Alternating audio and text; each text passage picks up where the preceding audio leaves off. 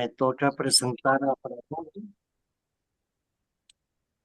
Me toca presentar a Fray Jorge y con mucho gusto lo hago, ya que más que dar un dato frío, estaría dando testimonio de él. Fray Jorge Arturo Dobles Ulloa, Orden de los Frailes Menores Conventuales, presbítero. Es miembro de la Orden de los Frailes Menores Conventuales, fraile y sacerdote, un hermano de mucha apertura y un místico en la práctica. Fray Jorge es costarricense y exalumno del Colegio San Francis. Tiene la habilidad de los idiomas y una gran beta artística, entre ellas el canto y la pintura. Tiene muchas más, por eso digo entre ellas. Fray Jorge ha destacado a nivel pastoral a través del acompañamiento personal y también al clero de varias diócesis en Costa Rica, junto a una proyección muy variada, tanto en la vida de muchos laicos como también en la vida religiosa, y un ministerio sacerdotal lleno de anécdotas muy edificantes.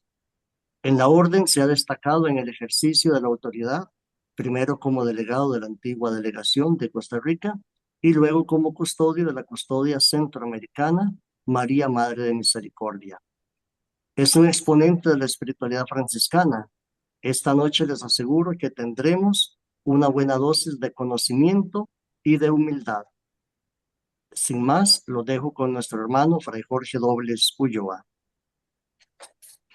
Bueno, muchas gracias a Fray Isidoro por esta presentación. Da un poco de pena, pero yo creo que ahora lo que nos tiene como que unir a todos y a todas en esta experiencia de formación, porque yo fui el primer beneficiado.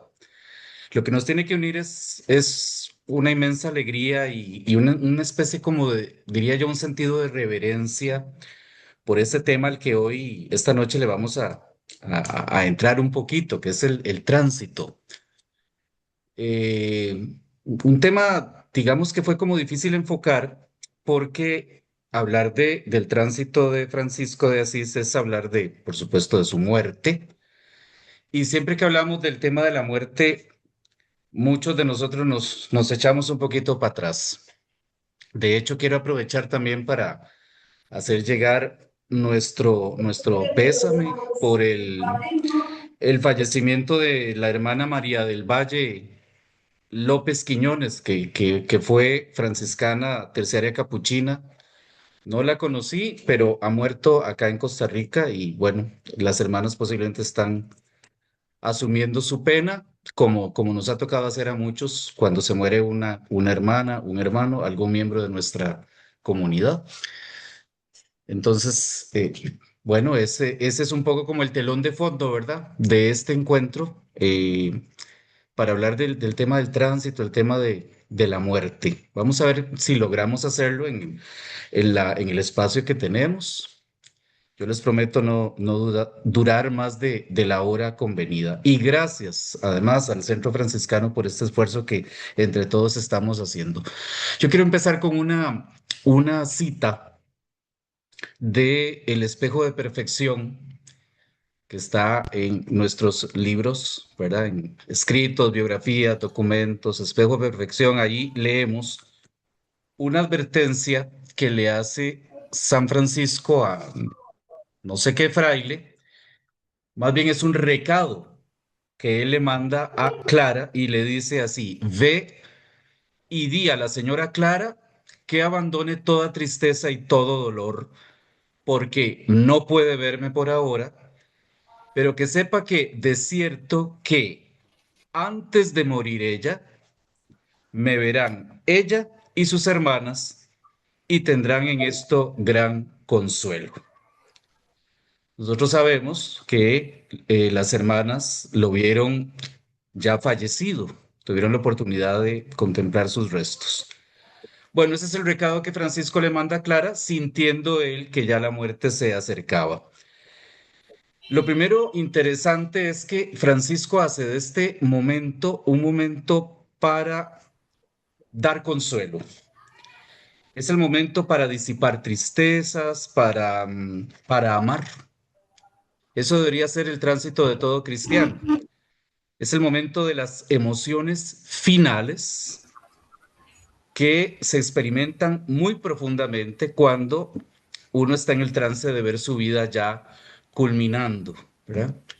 Es interesante que muchísimos médicos, y posiblemente entre ustedes hay enfermeras o enfermeros de profesión, saben muy bien lo que significa el concepto de lucidez terminal, cuando justo antes de la muerte, ¿verdad? Antes de hacer como el pico hacia abajo, de pronto el paciente como que tiene un momento de tremenda lucidez y los médicos todavía nos explican totalmente qué es lo que ocurre, porque hay como fluctuaciones de la conciencia. Y es entonces cuando se ha reportado que muchos de los pacientes se empiezan a ver cosas, se empiezan a ver a los parientes, se empiezan a ver a los ancestros, empiezan a ver a ángeles, se empieza a ver gente fallecida, etcétera. Y esto también agrega mucho misterio al tema de nuestra propia muerte, porque se reportan miles de casos. Ahora, si observamos el caso Francisco de Asís, pasan cosas muy extrañas, eh, muy interesantes. ¿Qué es lo que supone este extraño, misterioso tránsito que vive Francisco?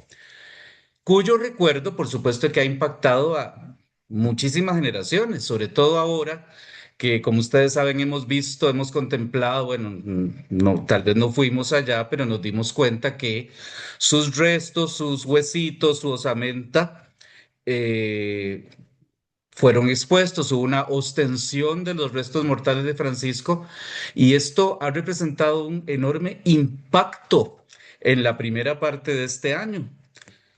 Eh, ¿Qué es lo que ha merecido que este año fuera declarado como año jubilar? Bueno, eso se verá mañana. Pero, ¿qué significó para Francisco de Asís? Esas son las preguntas como que abren la reflexión. ¿Qué significó para él esta muerte? ¿De qué naturaleza de muerte estamos hablando? Y sobre todo, ¿qué nos representa a nosotros? Porque toda muerte es una crisis, ¿cierto? Y en el caso de San Francisco también. Pero a él le representó una serie de certezas y a nosotros también. Yo creo que lo más importante es que Francisco de Asís, en este trance final, la emoción o las emociones que él tiene las busca expresar de alguna manera. Esto me parece hermoso porque San Francisco, como cualquiera de nosotros, bueno, él ayudado además por la gracia, entendió que en la medida en que nuestra mente se inhibe para la expresión de estas emociones, sobre todo en el trance de la muerte, como que colapsan todos nuestros sistemas adaptativos. Hay gente que piensa que no expresar las emociones es un signo de madurez, sobre todo cuando estamos en una situación amenazante. Díganme ustedes qué puede ser más amenazante que la proximidad de la hermana muerte. Francisco no se permite, digamos, esta prohibición mental. No sé si antes, porque bueno, yo no soy franciscanista ni mucho menos, pero me parece que él de alguna manera sí, en su vida de converso, reprimió algunas cosas y posiblemente esa sea la razón por la que él también experimentó mucho conflicto. Pero aquí estamos hablando de que ante la muerte se genera de pronto una tensión interna que también puede generar mucha frustración. ¿Frustración por qué? Porque el individuo, vos, yo, nos damos cuenta de que el tiempo se hace corto. Todos los relatos del tránsito de San Francisco me parece que apuntan a lo mismo. Francisco ya para ese momento de su vida está emocionalmente alfabetizado. ¿Esto qué quiere decir? Que él realmente conecta con sus emociones, conecta con las sensaciones integralmente, identifica sensaciones corporales y sentimientos y lo mejor es que sabe actuar en relación con ellos. Entonces, los relatos del tránsito de Francisco de Asís me parece a mí que son como un perfecto ejemplo de cómo él mismo va admitiendo sus necesidades como necesidades profundamente humanas. ¿Por qué? Porque cuando uno está al borde de la muerte, esa es la gran oportunidad para volverse aún más humano. Y él mismo se ve inmerso, digamos, en un entorno cargadísimo de reacciones diversas ante su propia muerte.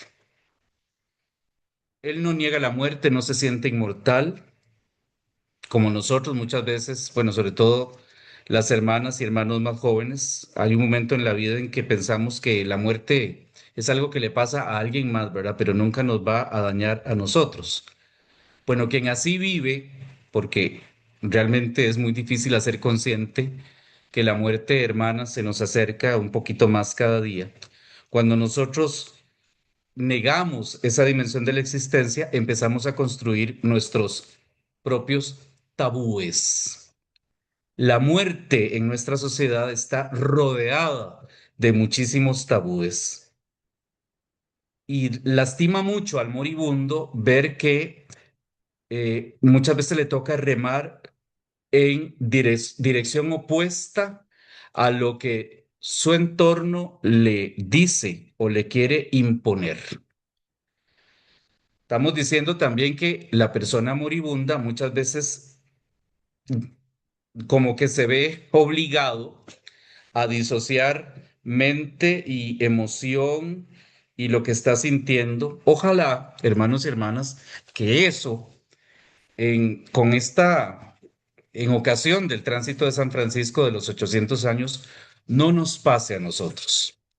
Es decir, nosotros podríamos celebrar el tránsito y dejar pasar el aniversario y llegamos al 3 de octubre, 4, etcétera, pero este tema de la muerte de nuestro padre no nos afectó.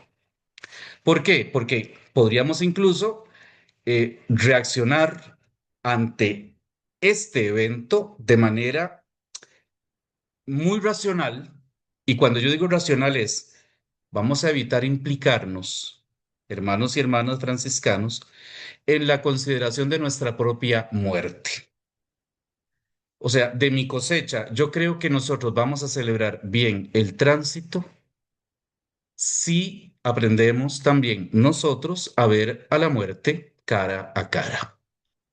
No sé si alguno de ustedes está enfrentando una situación complicada de salud, etcétera. Pero lo que sí sé es que ustedes y yo tratamos todos los días de asumir esto de la forma más franciscana posible. Y la forma más franciscanamente posible es haciéndonos la pregunta de si esta muerte nos duele, aun si está tan lejana en el tiempo. Eh, Tenemos que preguntarnos cómo queremos proyectar este tránsito en el propio camino de nuestras fraternidades, de nuestros conventos y, en fin, de la familia entera.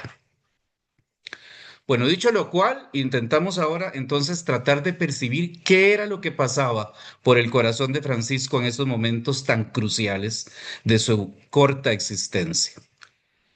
Lo primero que observamos es cómo San Francisco, uno tras otro, va llamando a todos los que él ha amado profundamente a lo largo de su vida, como que regresan a su corazón de un modo particular. Sí, en primer lugar, Clara, como ya lo escuchamos, ¿verdad? Empezando este conversatorio. Francisco le promete un gran consuelo, qué extraño consuelo el que les augura a Clara y a sus hermanos. Bueno, en segundo lugar, interesantemente, aparece en la escena también una otra mujer que es Jacoba, la famosa Jacoba, a quien él ha amado también, una gran amiga, la ha respetado mucho. Y él le dice a los frailes, esto también lo encontramos en la leyenda de Perusa, él les pide, creo que si le informáis de mi estado, esto será para ella una delicadeza y un gran consuelo, y que os envíe, porque están mandando Francisco emisarios, que os envíe para una túnica un paño monástico color ceniza. Recordemos que no solamente pide eso, pide un dulcecito y también pide velas. E interesantemente, sin habérselo pedido, por interpósita mano de los frailes, la famosa Jacoba, como sabemos, llega de antemano, ya está de camino, de un modo misterioso, sobrenatural. Ella ha intuido lo que está pasando y lleva además mucho incienso, dicen los textos. Ahora, ni Tomás de Celano ni el autor de la leyenda de Perusa tratan como de reconstruir minuto a minuto todo lo que se dice o se hace alrededor de la muerte de San Francisco.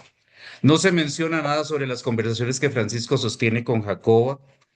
Solo se conserva una mención que hace un hermano que estuvo presente en la porciúncula, no conocemos su nombre, sobre la reacción de esta mujer, que como sabemos para ella no existe la clausura, y dice, espejo de perfección.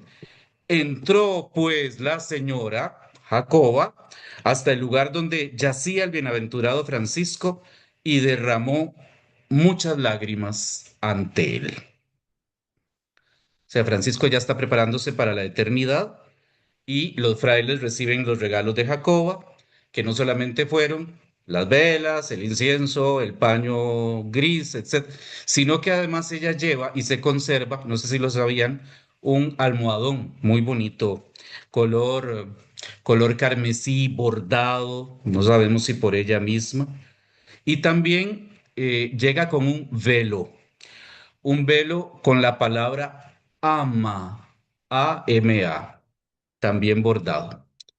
Eso se conserva y eso también lo puedes leer en el Tratado de los Milagros, en el número 38. Entonces, la visita de Jacoba, porque Clara no lo visita, Jacoba sí, trae un enorme consuelo y un nuevo vigor al moribundo, que no dura mucho. O sea, un médico actual, una médica diría, sí, claro, esa fue la lucidez terminal de la que hace un ratito hablamos.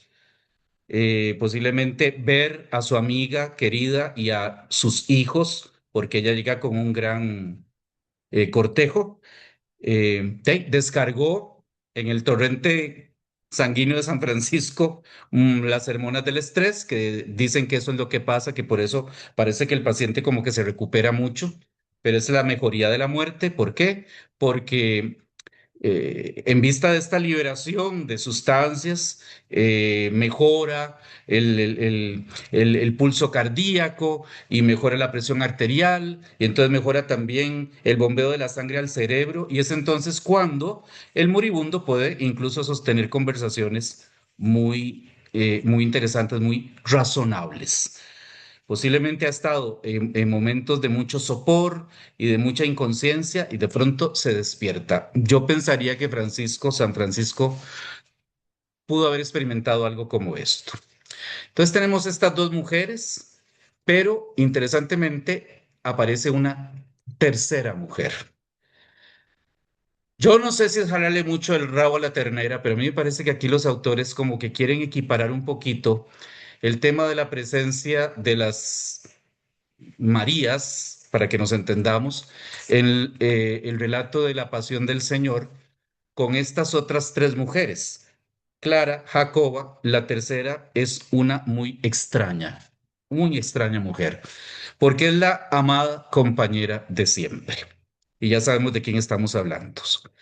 Es la mujer con la que San Francisco soñaba tanto en sus noches de juerga cuando les anuncia su matrimonio, su boda. Es muy difícil que encontremos palabras para expresar el amor y el respeto que Francisco también siente por esta dama pobreza en los momentos finales. Pero Francisco empieza a realizar una serie de gestos y a decir cosas que irán mostrando a los suyos la densidad del momento y de aquello que él tiene más profundamente inscrito en su corazón. Francisco es el gran protagonista de estas horas de dolor, pero también son horas de alegría que él comparte con los hermanos y con Jacoba, por supuesto que ahí está. Hoy, por dicha, hermanos, hermanas, tenemos la gran ayuda de las medicinas para paliar el dolor físico.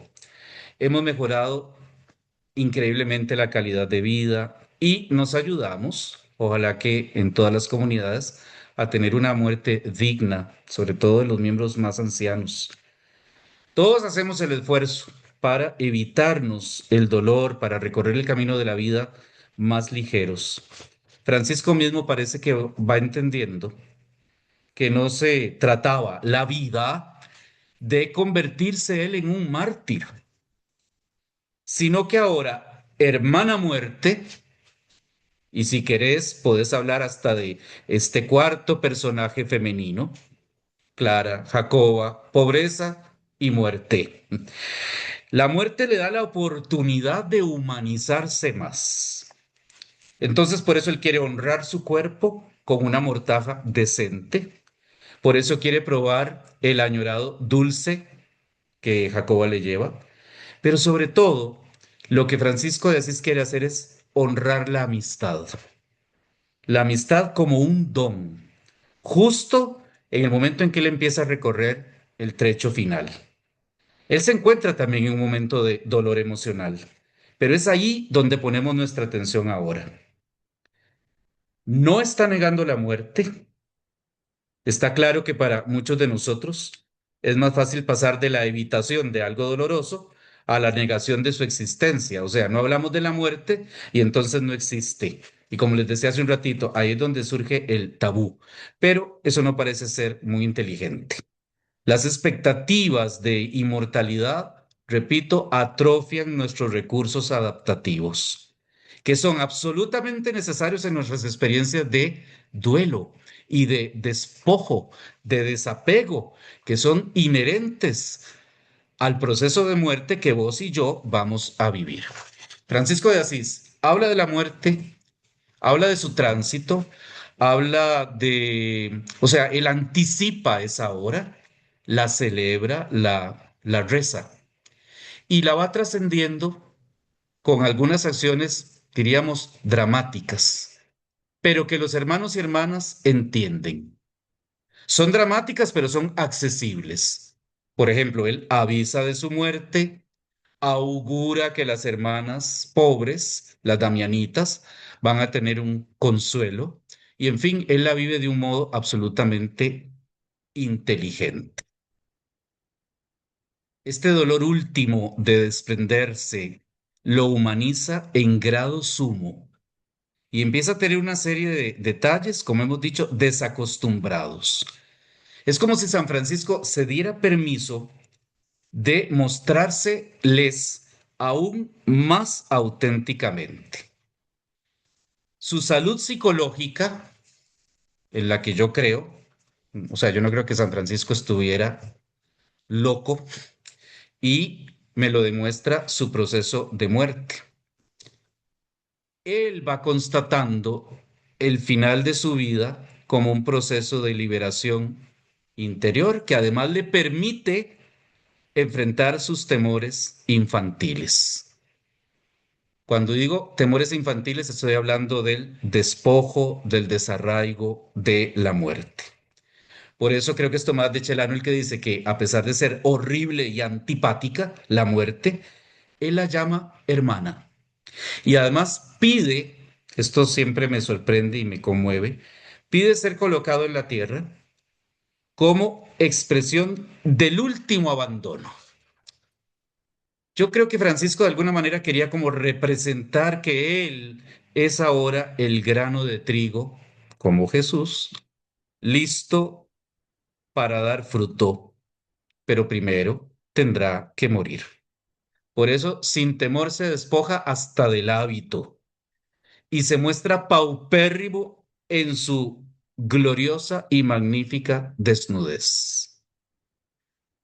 ¿Por qué? Porque es allí cuando los hermanos, los más cercanos, pueden contemplar las llagas. Y eso los deja desconcertados, los deja maravillados, porque en su muerte Francisco le está apuntando a otra cosa. Le está apuntando al autor de su vocación.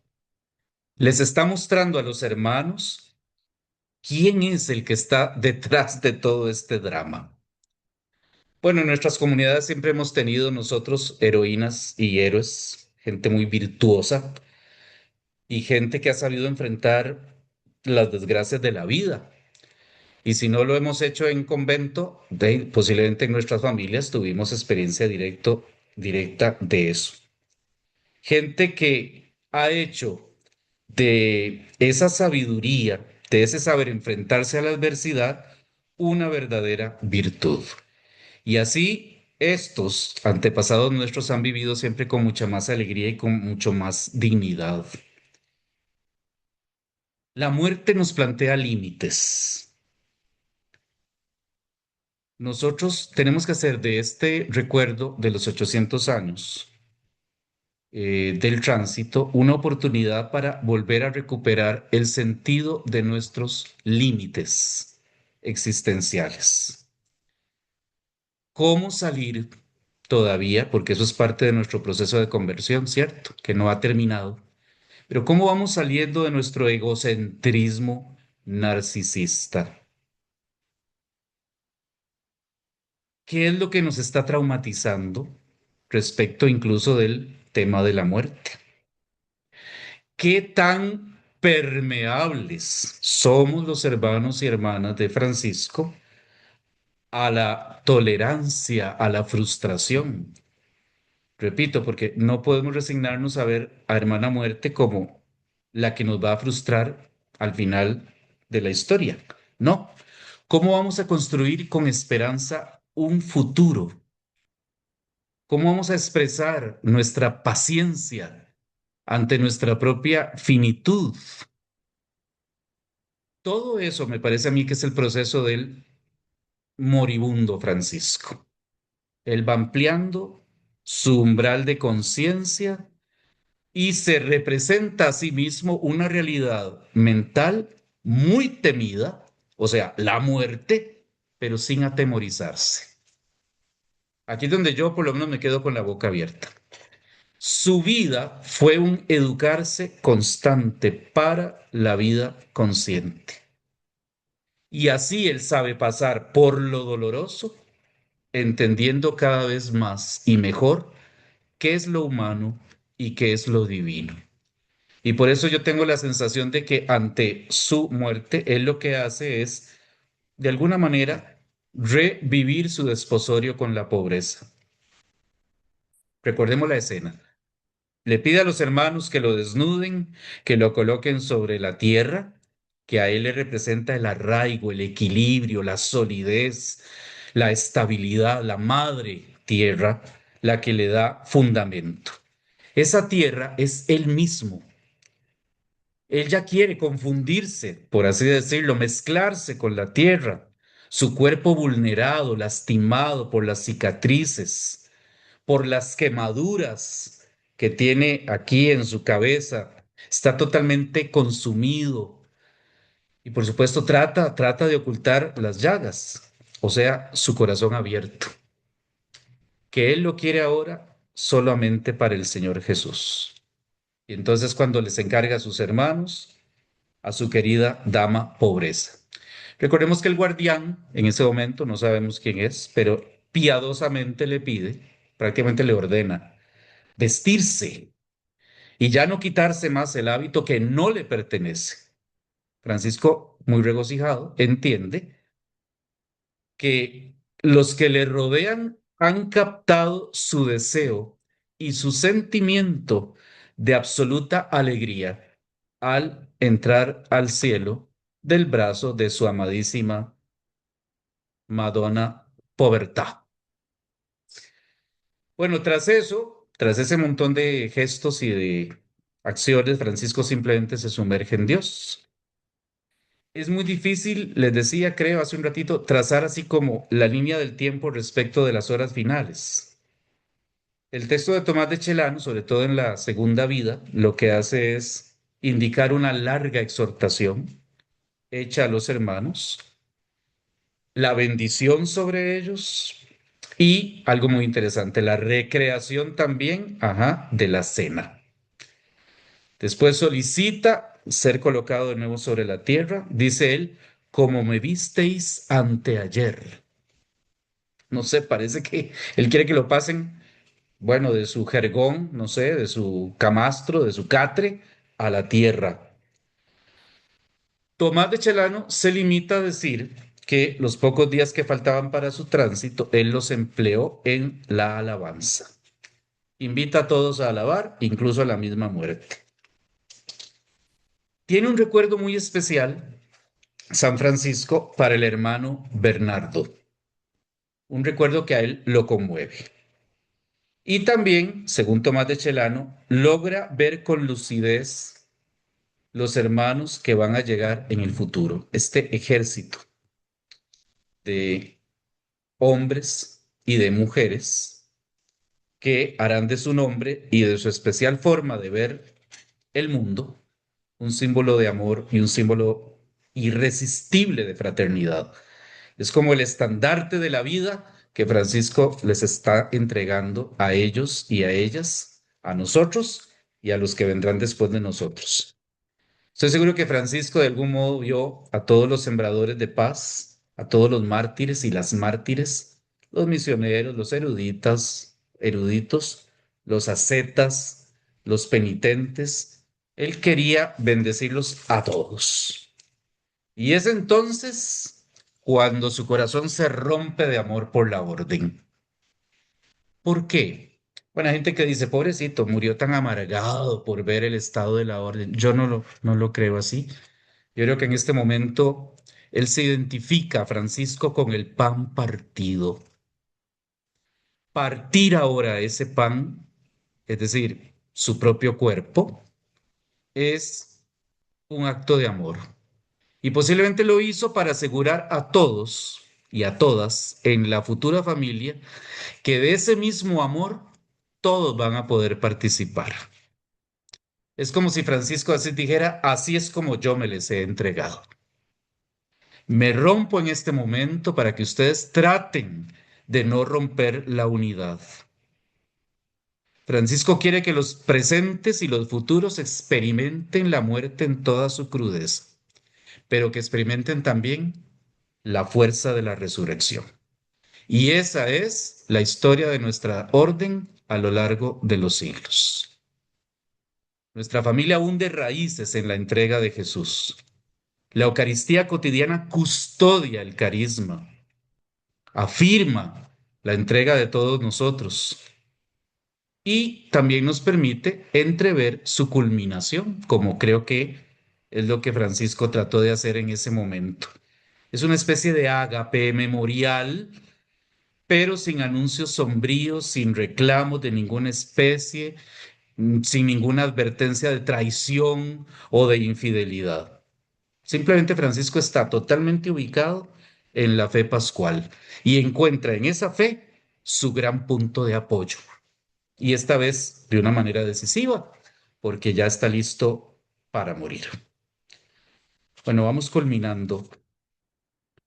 Ante el tema de la muerte de los que amamos y de la propia, por supuesto vista en perspectiva, quizá nosotros hemos cedido muy rápido como franciscanos y franciscanas a ese extraño bochorno que nos invade, por ejemplo, cuando tenemos que afirmar nuestras convicciones espirituales sin la censura racional a la que nuestra cultura nos obliga, sobre todo cuando estamos tratando con el tema de la muerte. ¿Qué quiero decir? Que ustedes, todos, nosotros acá, hermanas, hermanos, ¿cuántas veces hemos estado ante el hecho de muerte de alguien, de un enfermo? Hemos estado al pie de esa cama y a veces en medio de grandes tensiones familiares y a veces vos no sabes qué decir, qué expresar. Bueno, rezar se hace difícil. Incluso, no sé si les ha pasado que en esa familia pues parece que el único creyente es el que se está muriendo. Bueno, si de niños nosotros necesitamos todos un apoyo seguro, de adultos también necesitamos algo que nos ayude a encontrar sentido en medio del caos imprevisto que la muerte también puede provocar. Entonces el tránsito de San Francisco es el momento perfecto, lo fue para él, para encontrar ese sentido en el partir el pan, en la alabanza, en el amor de sus hermanos y de sus hermanas. Como quisiera yo, y ustedes también, que ante el hecho de ver morir a una persona, nosotros pudiéramos convertir ese momento en algo como eso. ¿Por qué? Porque el tránsito de San Francisco es como una gran parábola de lo que nosotros vivimos en comunidad también. Hay unas palabras que él, Francisco, le dice a Elías, y eso lo encontramos en la primera de Chelano, en el número 109. Oigan qué bonito. Hijo mío, le dice a Elías, Dios me llama. A mis hermanos, tanto a los ausentes como a los presentes, les perdono todas las ofensas y culpas. Y en cuanto yo puedo, los absuelvo. Cuando les comuniques estas cosas, bendícelos en mi nombre. La muerte como experiencia de la reconciliación. ¿En cuántas familias se vive así? ¿Se vivirá en el espacio de nuestras comunidades? Bueno, y como sabemos ya con las palabras, los últimos acentos del Salmo 142, la voz de Francisco se va apagando, como el sol, ¿verdad? En aquella tarde del sábado 3 de octubre. Y desde entonces nosotros celebramos con mucha nostalgia y con mucha alegría simultáneamente ese evento. Y este año lo vamos a experimentar, yo creo que con toda intensidad, como los entonces circunstantes, porque no solamente están los frailes, dicen los textos que la ciudadanía de Asís, todos se unen en una única exultación de la que se va a ser portador el hermano León, cuando le dice, por ejemplo, a un cronista muy interesante, Fray Salimbene de Adam, que seguramente ustedes conocen. Dice, reporta así el hermano León.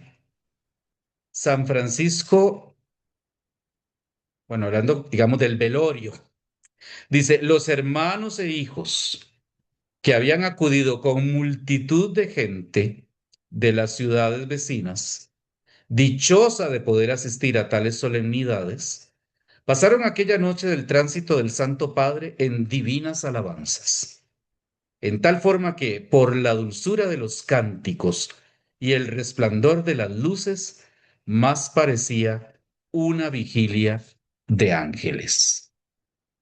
Qué bonito.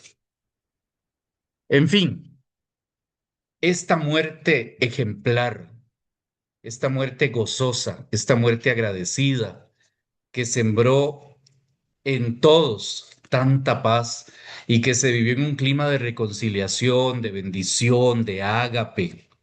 ¿Qué nos enseña después de todo?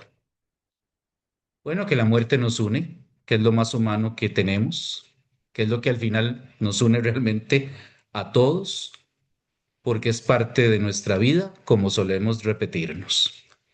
Pero también es importante que nos ayudará a ayudarnos.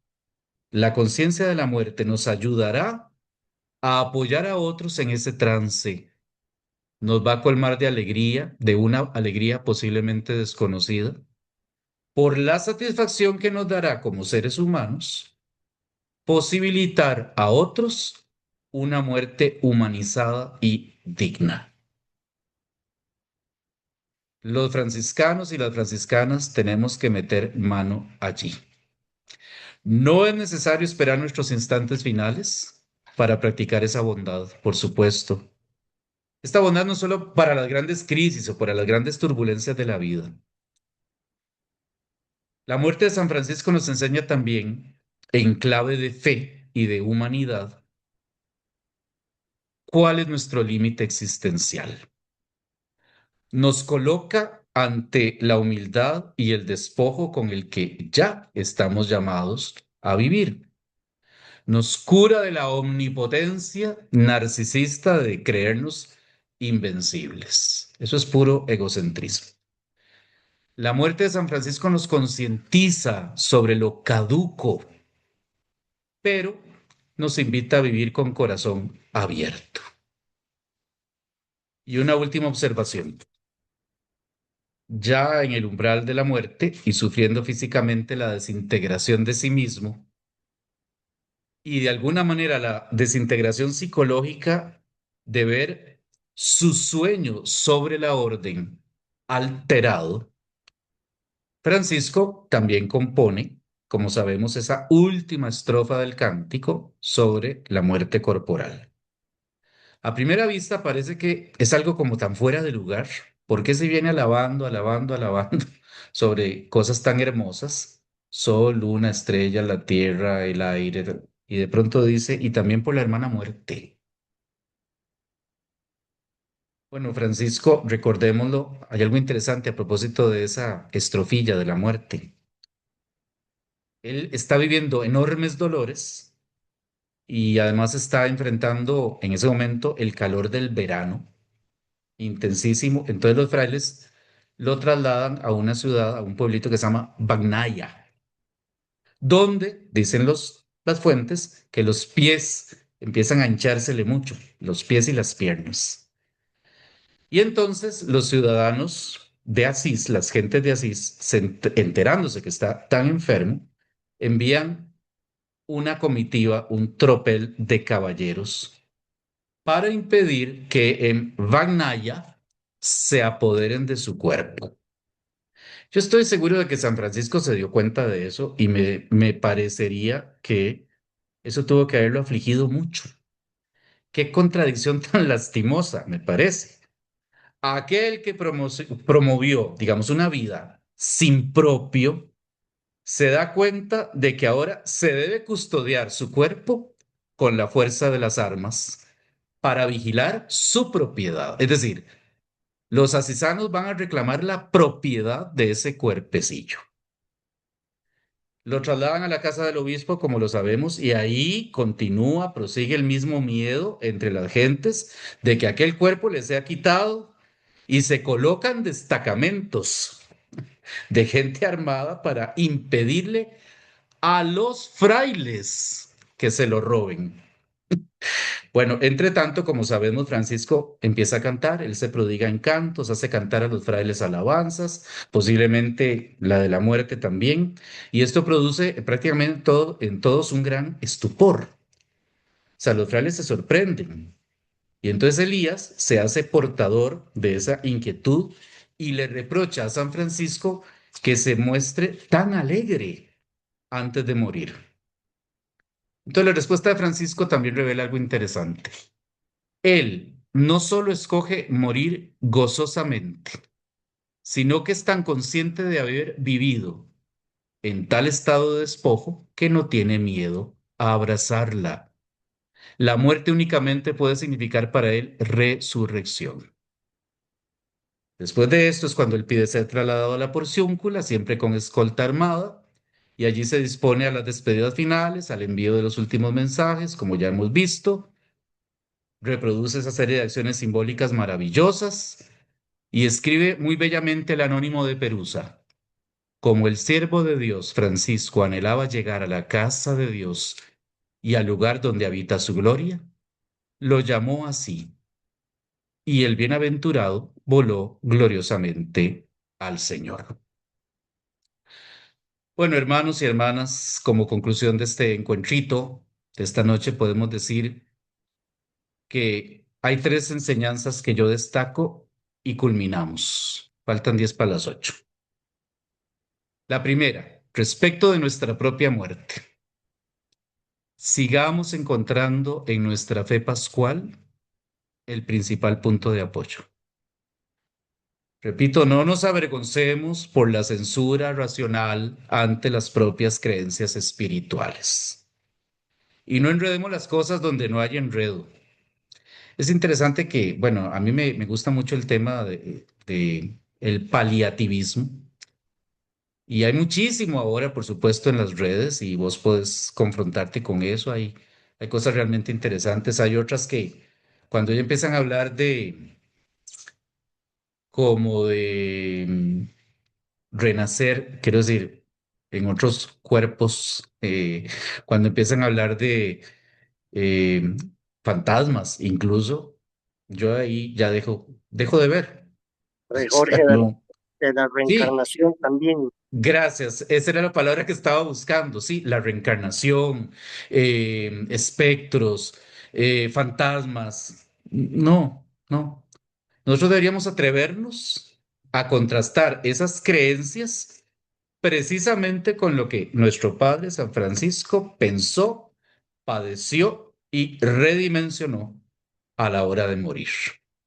Tenemos que tener las ideas muy claras, porque también estamos inmersos en la cultura de pueblos que tienen a veces ideas bastante exóticas o extravagantes, no sé.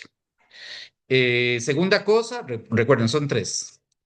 Respecto de la muerte de nuestros papás, posiblemente muchos de ustedes tienen papás ya muy viejitos, tienen hermanos, hermanas, frailes, hermanas, viejitos, necesitados de asistencia. Ni hablar de los muchísimos enfermos que acompañamos en sus casas o allí donde están. Siempre nos hace mucho bien mantener en alto la esperanza. Ese es el gran antídoto del miedo a lo desconocido. Nosotros se supone que hemos estado por muchos años ya ensayando esto, ¿verdad? Desde que éramos chiquitos y experimentamos la angustia, por ejemplo, de quedarnos solos en la escuela el primer día de clases. ¿Verdad? Tal vez mamá no llegó a tiempo. Bueno, ¿qué hicimos? Como niños, como niñas, supimos adaptarnos porque confiábamos en que tarde o temprano alguien iría a nuestro encuentro. Así es como ese niño o esa niña empezó a desarrollar el concepto de esperanza de una forma tan banal. ¿Cómo nos sentimos en este momento en nuestra vivencia de la esperanza cristiana ante la muerte? Realmente me parece que es una pregunta pertinente para la efeméride que estamos celebrando. Tercero y final, no dejemos solos a aquellos que se mueren cuando precisamente al final de su vida es cuando más necesitan comunicarse. Ustedes, la mayoría, si no todos, lo hacen extraordinariamente bien, incluso con lenguaje no verbal. Pero no abandonemos a los que necesitan mucha cobertura emocional, comunicativa, no solamente porque están muriéndose o están a punto de morir. Pensemos en los que han perdido a un ser querido. Qué apostolado maravilloso, maravilloso este de acompañar a los que se nos confían en su duelo. Si el tema de la muerte no se toca, ni siquiera en nuestras comunidades, esto es sinónimo de mirar hacia otra parte y no hacia donde debemos apuntar. Ojalá que los franciscanos y las franciscanas del mundo entero, ¿verdad? Homenajeáramos a nuestro bien amado San Francisco en su tránsito, empapándonos del tema, profundizándolo, dialogándolo con personeros de salud. Es muy interesante lo que los médicos y las enfermeras tienen que decir respecto del tema de la muerte. Profundicemos el tema, sí, pero colmándolo de esperanza desde nuestras convicciones más personales y aprendiendo a acompañar paliativa y fraternalmente a los demás cuando necesiten de nuestra ayuda para dar ese gran paso al que irrevocablemente estamos todos llamados a dar. Bueno, creo que hasta aquí llego. Tenemos 5 minutos más. No sé qué procede. Yo agradezco muchísimo la atención y ojalá que haya servido de alguito. Estoy seguro que la mayoría, o todos, tenemos alguna o algunas o muchas experiencias relacionadas con el tema de la muerte y el morir. Así es que sería bueno que las recuperáramos en nuestra memoria y tratáramos de darles un mayor sentido. Muchas gracias a Fray Jorge, por agradecer su tiempo, ¿verdad? La exponencia muy buena, muy interesante, ¿verdad? Eh, Muy adaptado, ¿verdad? También a este contexto, ¿verdad? En el que estamos. Eh, Bueno, vamos a dar el espacio a unas dos, tres preguntas, ¿verdad? Pedimos que puedan levantar la mano y puedan hacer su pregunta, ¿verdad? Nada más, pues por el tiempo, ¿verdad? No podremos darle la participación a todos. Sé que hay muchos comentarios, preguntas. Vamos con Ana Silvia, por favor.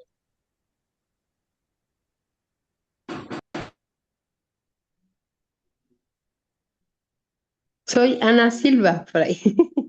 Sí, hermana, No ¿cómo está? Silvia. Bien, buenas noches, paz y bien. Muy interesante este tema de la hermana muerte.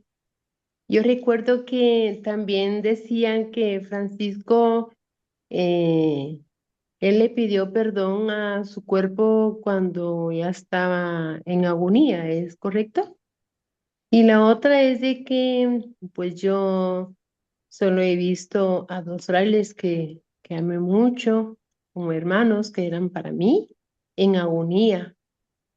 Me dolió mucho verlos en agonía. Uno de ellos sufrió mucho, mucho, mucho, que hasta sudaba él y sus lágrimas en sus ojos, de plano del dolor que sentía, Fray. Y yo hasta le di un beso en la frente y lo reconforté y solo se me quedaba fijamente viendo. Es una experiencia muy linda que tuve. La otra también con un fraile que me salía rápido de mi trabajo el día domingo. Yo trabajaba en mi parroquia y me iba a verlo a la antigua Guatemala. En aquel entonces todavía los enfermos estaban en las obras sociales del hermano Pedro. Y lo iba a ver y lo iba a ver. Y un día pues ya estaba en el Socorro y también lo vi fijamente, su vista a un solo lugar. Y recuerdo que el enfermero me dijo que ya estaba en agonía. Me dio mucho, mucho dolor, me dio mucha tristeza ver así a los frailes, pero al final pues dije, van a un buen lugar, ¿verdad? Para mí ellos eran unos santos. Yo a veces me digo que nosotros los terciarios o la feligresía, no deberíamos dejar solo a aquellos frailes que han dado su tiempo para estar con nosotros, que nos confiesan, que cuando vamos ahí a pedirles un consejo está con nosotros. También debemos de acompañarlos a ellos en su enfermedad y no se diga en su agonía, ¿verdad? Solamente gracias. Muchas gracias, hermana. A mí me parece, a propósito de esto que usted nos comparte, que usted también supo hacer las veces, ¿verdad? De Jacoba y de Clara con estos hermanos. Y fue para ellos muy, muy importante porque a pesar de que no lo pudieran expresar, digamos, verbalmente, consta que Eh, Hay Francisco, una, hay sí, una, hay una cosa que le quería comentar. Uno de esos frailes hasta un poema me hizo y me puso Fray Jacoba. bueno, es lo que te digo. Eh, yo creo que en esos momentos uno experimenta mucho desvalimiento y creo que hay como una ley interna que mucha gente va interiorizando a lo largo de la vida y es el poco valor, digamos, de sí mismos. Cuando Francisco le pide perdón al asno que era él mismo, su cuerpecillo tan maltratado, de alguna manera, incluso queriendo reconciliarse con su dimensión, digamos, corporal, eh, lo que está haciendo en compañía de sus hermanos y hermanas, los que lo van interpretando en su agonía, lo que está haciendo es cuestionar su propio sentimiento de inadecuación. O sea, ¿por qué maltratar tanto un cuerpo?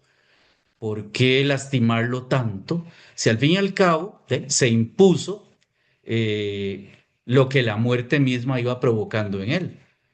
Nunca se me olvida este famoso artículo. En este momento solo recuerdo que está en alguna selección de la selección del franciscanismo, ahora las enfermedades, los padecimientos de Francisco de Asís, un artículo interesantísimo. Este hombre padeció muchísimo y sufrió muchísimo, pero a mí me deja boquiabierto que en medio de esos males, ¿verdad? Él logra interpretarse a sí mismo. Ya no tiene dudas con qué debatir. Lo único que experimenta es el amor y el cariño y la calidez y la cercanía de sus hermanos y hermanas, todos, ¿verdad? Todos. Y eso fue para él muy, muy sanador, me parece a mí.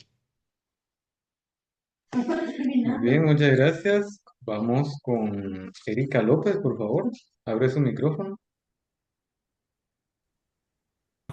Sí, bien, hermanos. Yo solo quería comentarles, pues darle testimonio, ¿no? Yo pertenezco a la orden, pero hace unos años me alejé y desde hace un tiempo para acá he tenido mucho pesar en mi corazón con respecto al tema de la muerte. Es algo que me ha traído muy, muy, muy, muy, estresada, agobiada, preocupada.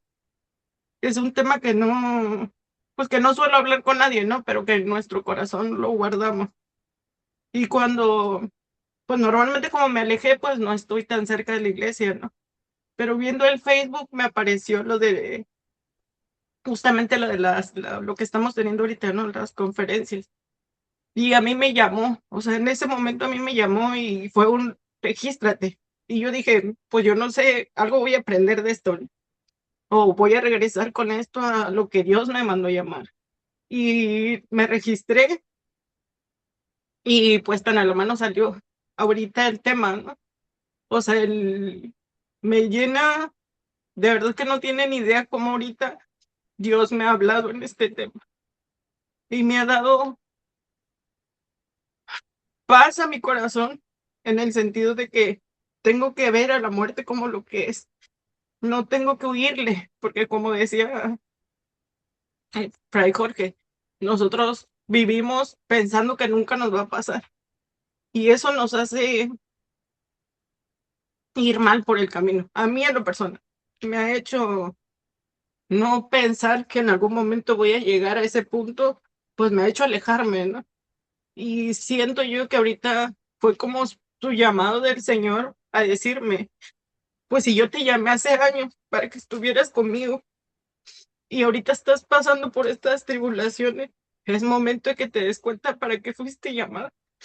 O sea, a mí así me llena mi corazón y de verdad, hermanitos, no tienen idea cuánta paz me ha dado este tema, el hacerme consciente de que todos vamos a llegar a ese punto, pero que tenemos un propósito aquí. Y ese propósito, como lo dice Fray Jorge, muchas veces dejamos, abandonamos, nos separamos de personas que necesitan. Y en mi casa, por ejemplo, mi familia, mis abuelitos que ya están grandes, pues necesitan de mí, ¿no? Y yo, pues por la vida, por el camino me he ido alejando, ¿no? Pero me llamó y de verdad que quería compartir este testimonio porque yo no sé si soy la única, ¿no? O a lo mejor hay otro hermano o otra hermana que esté pasando por lo mismo, pero les agradezco, de verdad de corazón les agradezco que se toquen estos temas porque normalmente a veces en las fraternidades este tema precisamente es el que menos se toca. ¿Por qué? Porque no sabemos cómo tratarlo, no sabemos cómo tomarlo y pues obviamente la incertidumbre del morir, pues a nadie, yo creo que a muchos no nos gustan. Entonces, muchas gracias por el tema de... Ánimo, hermana, y muchas gracias por tu participación. Y interesante que la hermana muerte de alguna manera lo que hace, lo que, bueno, por lo menos creo que con usted, conmigo, a propósito de este centenario, es como que la hermana muerte suavemente nos toma de la mano y nos revela algo que es muy, muy poderoso en nuestra vida, y es precisamente que nuestro proyecto tiene validez, es importante, es bello y no va a culminar simplemente con... Acuérdate que San Francisco habla de la muerte segunda, ¿verdad? La que hace daño. O sea, el ser humano que se resiste al amor y que no lo encuentra en ningún recodo del camino de su vida, ese sí tendrá algo que temer y algo que lamentar, pero vos que estás todavía con toda la posibilidad de reeditarte y de desandar un camino que llamas de alejamiento, más bien hacerlo al revés y reencontrarte, vas a ver que la muerte al final no te va a inspirar ningún temor. Bueno, tal vez David, si te parece, oímos una intervención más y concluimos. Claro que sí. Adelante, estaba levantando la mano Xiomara.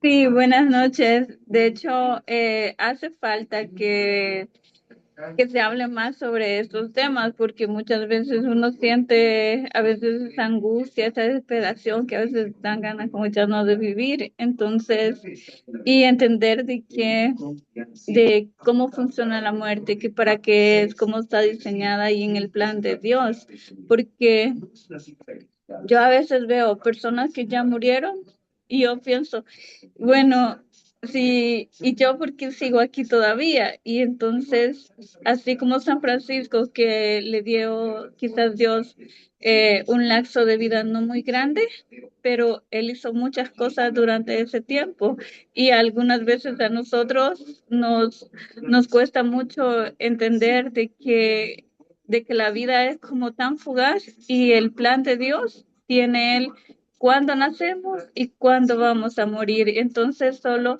entregarnos en las manos de Dios para que se haga la voluntad de Él en nuestra vida y animar a la hermana de que aproveche este momento para acercarse más a Dios, que si ella tiene Biblia, pues empiece a leerla un poco, que se acerque al confesionario para que ella descargue ahí todo lo que en su corazón duele, porque yo no sé si ella es madre, pero cuando uno es madre es bien difícil sentir que viene la muerte porque uno no se preocupa por uno, sino que por los hijos. Entonces, que se acerque a su párroco y que busque ayuda, porque ella no está sola y pues animarlos, felicitarlos por este tema y que sigan adelante. Paz y bien. Muy bien, muchas gracias a todos los hermanos y hermanas que participaron con nosotros. Todavía tiene la mano levantada Mari Cruz. No sé si brevemente puede hacer su comentario. Sí, acá en la región de donde vivo, los frailes, nuestros hermanos frailes atienden una casa de Paco, le llaman. Ahí atienden a enfermitos que están en fase terminal o que no se pueden valer por sí mismos. Algunos tienen familias y otros nada. Otros, su familia los abandona y ya no los vuelven a ver más para allá.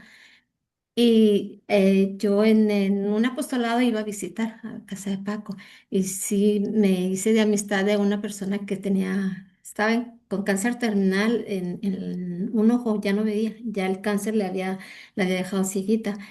Y es algo bien bonito el visitarlos porque ellos se sienten muy bien. Si su familia no los ve, nosotros les damos esa atención, ese cariño. Y en alguna ocasión que le dije, ¿qué te traigo? Voy a volver y ¿qué quieres que te traiga? Y me dice, se quedó pensando, dijo, nada, tu sola presencia.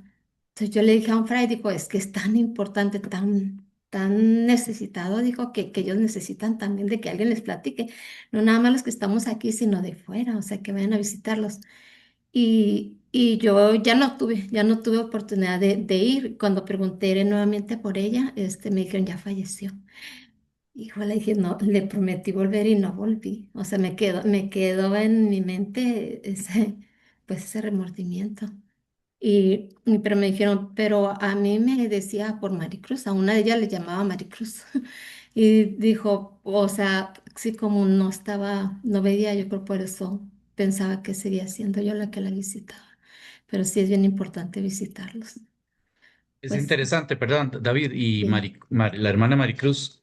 sí. Las cosas que solemos recordar a lo largo del tiempo es precisamente lo que alguien que estaba muriendo nos dijo o nosotros les dijimos a ellos o a ellas. O sea, es un momento súper sagrado, yo creo que todos lo hemos vivido así.